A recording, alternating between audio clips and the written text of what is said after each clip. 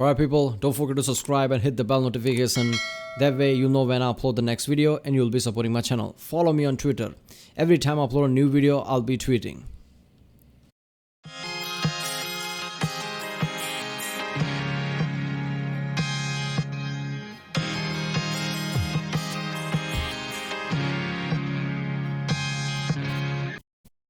Ladies and gents, Homosuji Reacts, and this is Campfire Stories, Cruise, Demonchild, Milkcrate, and Casualty by the channel Mikeburnfire. Yes, another Campfire Stories. I've done a few of this by now.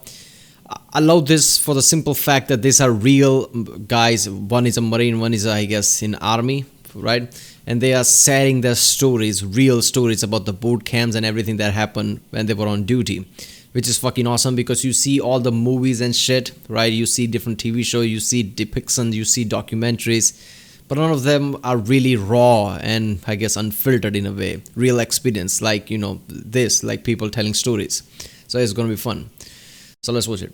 Remember, if you like my reaction, right? Yeah, don't forget to like and subscribe. By subscribing, you'll be supporting my channel, and I'll know which type of videos to react to more, I guess. And check out the reaction I did. There's a link in the description. Check out the cards, check out the ink cards, and yeah, let's watch it.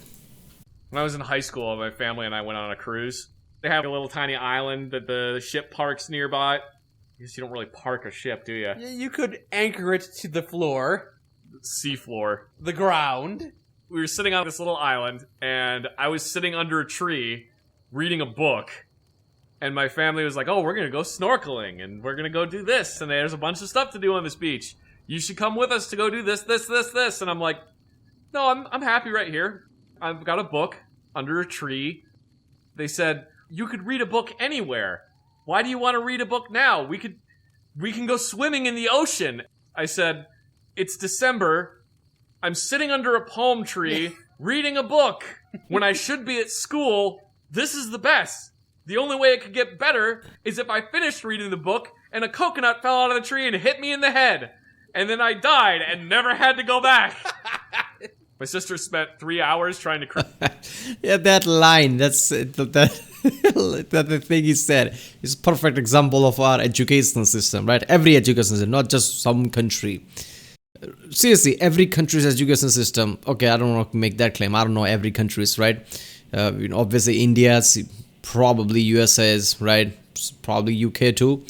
All these countries' education system needs a massive overhaul. Because nobody goes there, right? I mean, there are some, but, you know, they basically, you know, I don't know, have some kind of a member in the family that makes it fun for them or something like that.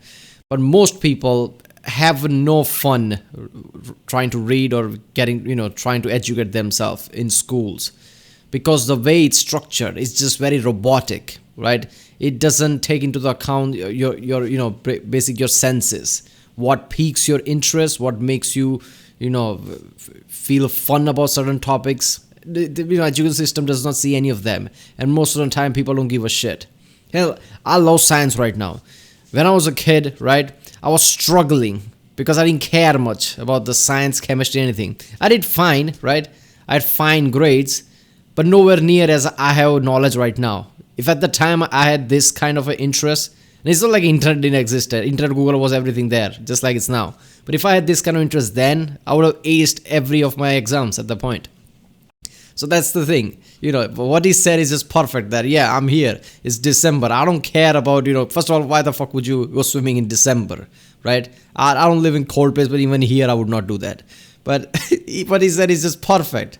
I'm reading under a coconut tree, and if a coconut hits my head, that's perfect because I'll be in the hospital, not in fucking school. That just, that resonated, let's just say. crack open a coconut that fell out of one of the trees.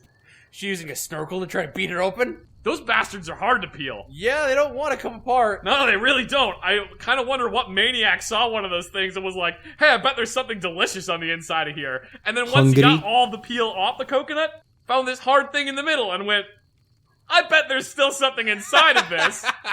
What kind of maniac would do that? I guess coconuts are on island, and you know, lots of movies shows that, you know, in the fucking Pirates of Caribbean, so that when somebody's stranded, what is here? Oh, look at that, it's a coconut tree, let's eat coconut. So I feel like the first person who discovered that was probably hungry. Nothing was around, so he just saw something on the tree up high, and like, fuck it, let's try it out.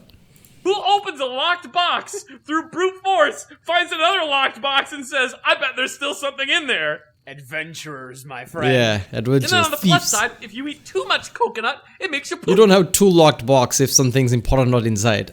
yourself. So that's Yeah. fun.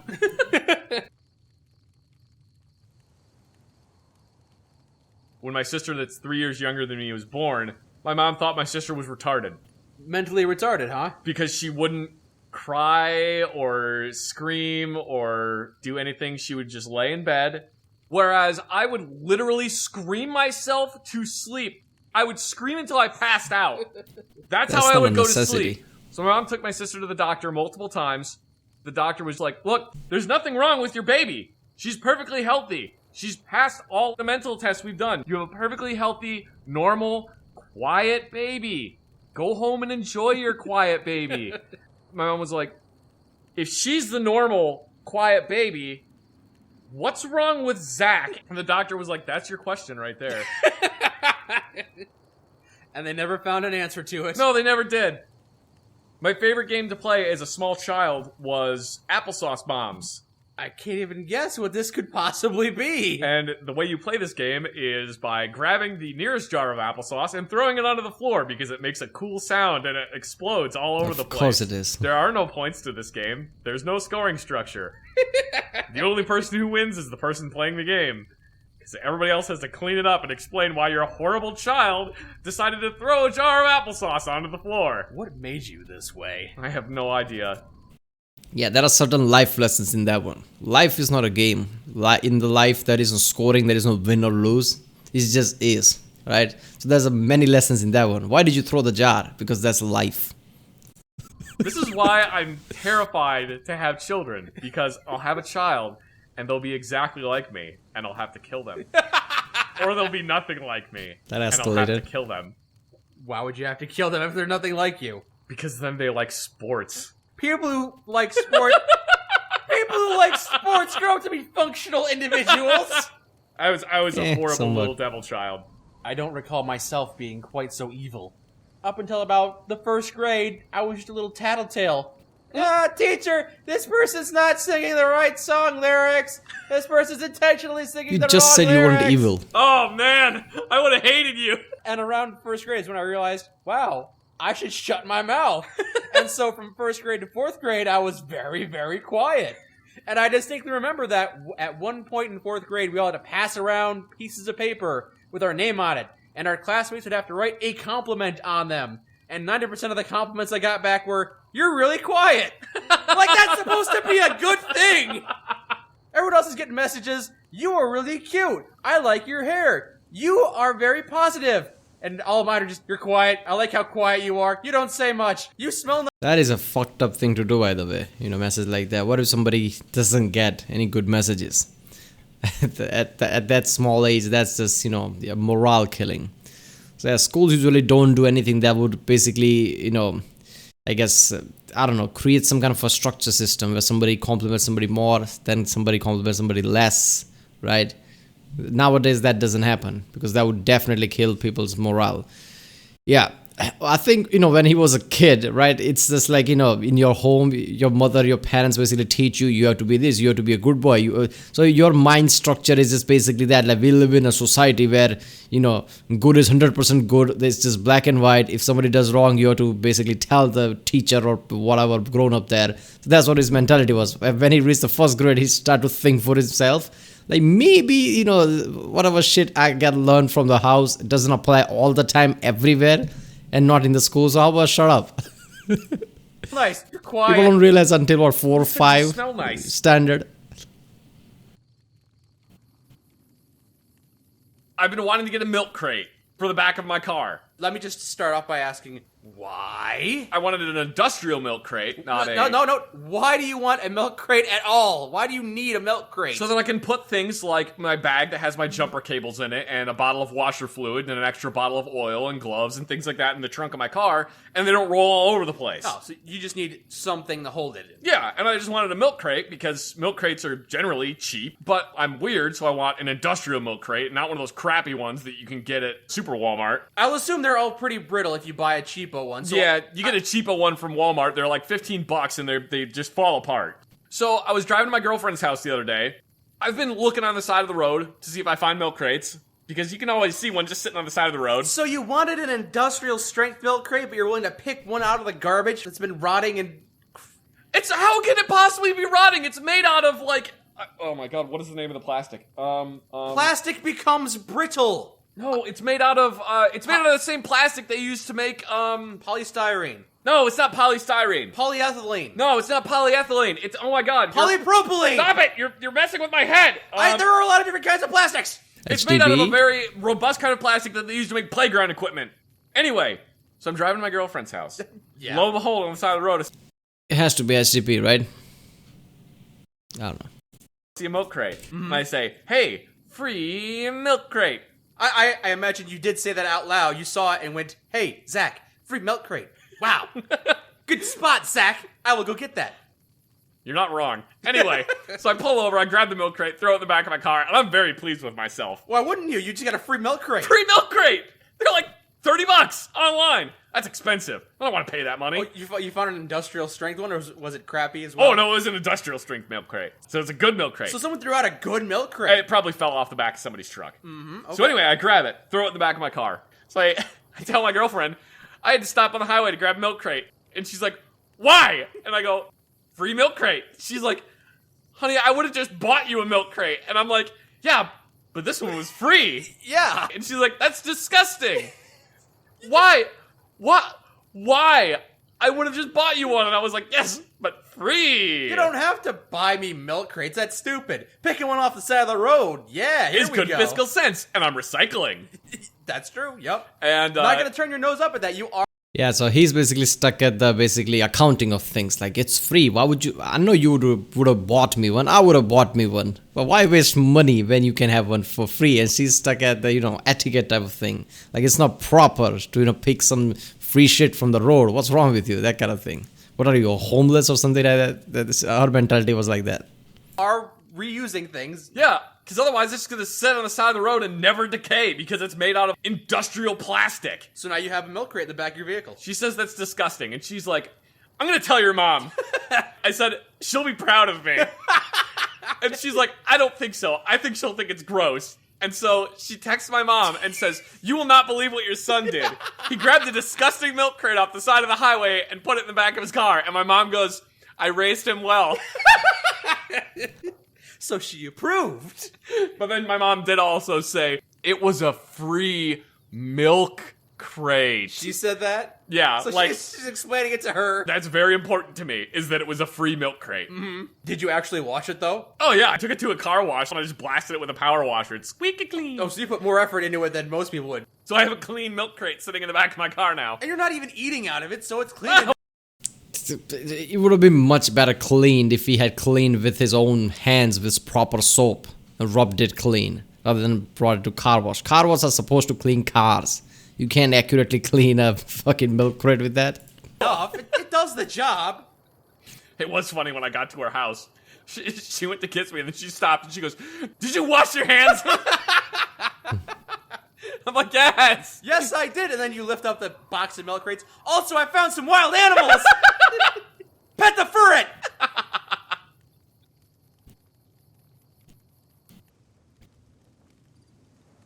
By the way, I do still have that incendiary incident card, playing cards. Oh, the casualty card that I gave you. Yeah. I There have you go. all 500 casualty cards. Well, minus that one, because I gave it to you. Oh, do you want it back so you have a full collection? Oh, no, I don't care. It's not like I collect them or anything. I just still have them. Do you use them as trading cards or playing cards? I just keep them around. I think they're bookends right now. Congratulations, you have incendiary burns on your left shoulder. Congratulations, you got gonorrhea. Was that one of the cards too? Yes, one of the cards is gonorrhea. One of the other ones is tubal pregnancy. Pregnancy in the fallopian tubes. Yes. So that doesn't sound pleasant, no. No. So, those Alright, what the hell is a casualty card? I never heard of this one. It just tells you that, okay, you got hurt this way. little casualty card things, right? Yes. You're supposed to use them when you're doing training. Usually they're issued to you in a little brown envelope that you can't see through. And you're only supposed to take it out of your pocket and open it if your miles gear gets hit, which it is pretty much just laser tag for the military.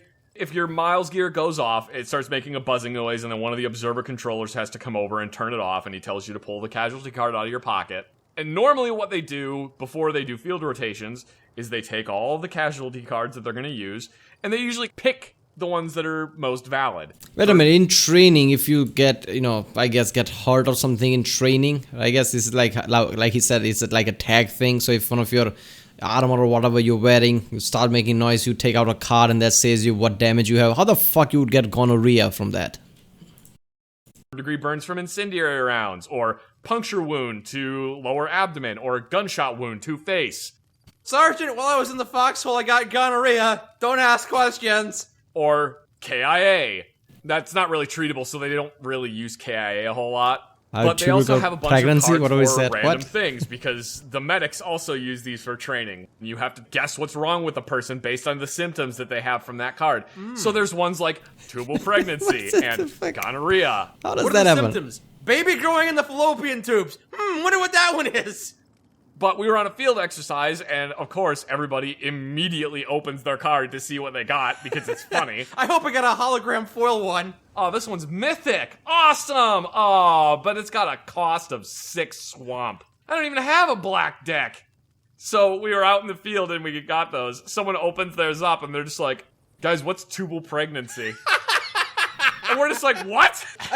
Fair enough. I suppose you can develop that if you're in the army, because female soldiers exist, and they could start showing symptoms while they're serving in the battlefield. People still gonna fuck.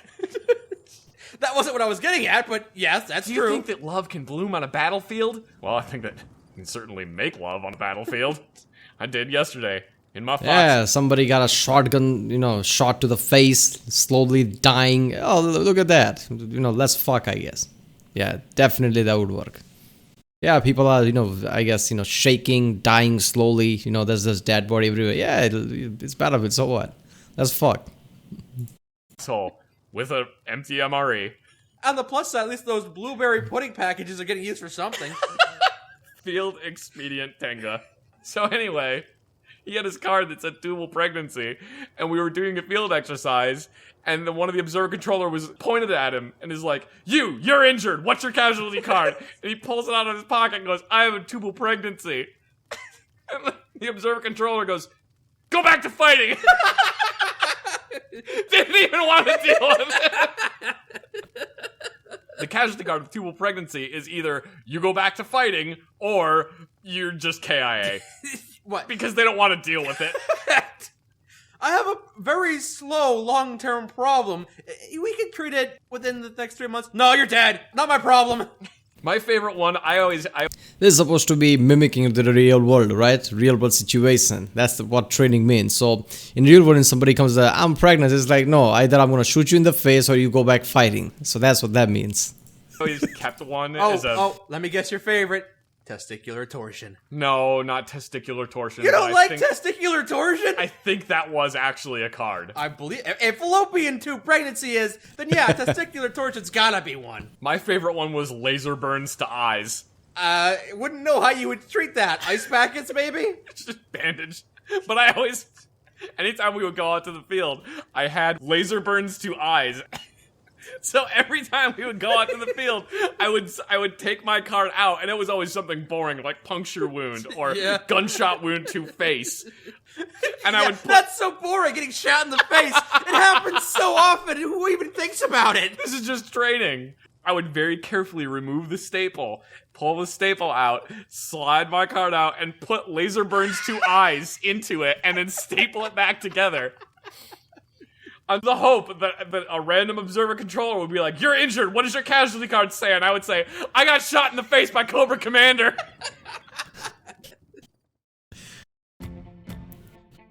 Damn, this is a good one. Alright, so there's this thing as casualty cards. They do that in, I guess, training. In training, you get injured, you could pull out the card, that's your injury. Why is pregnancy and gonorrhea in that one? It just doesn't make sense. If you're pregnancy, why would you discover that during your training, right? So for the training, it doesn't make sense. Training just implies you're in combat. Why would you be in combat and suddenly discover, oh, I'm pregnant? I think you can discover that back in camp or whatever. So training is not really important for that. So Laser to the eyes. Okay, what could happen that you get a laser to the eyes on the battlefield? I don't know. Is there a real threat in the battlefield against anyone, right? That they would use high-powered laser to blind people? Blind snipers or something? Because that's the only thing that makes sense to me. I don't know. Alright people, that was Campfire Stories. Cruise, Demonchild, not really. Milkcrate, yeah, free, disgusting Milkcrate. But it was $30 online, so yeah, I guess it makes sense. And then Casualty cards. If you like my reacts, don't forget to like, subscribe, check out the reacts under the link in the description, check out the cards, link cards in, yeah. I'll see you next time.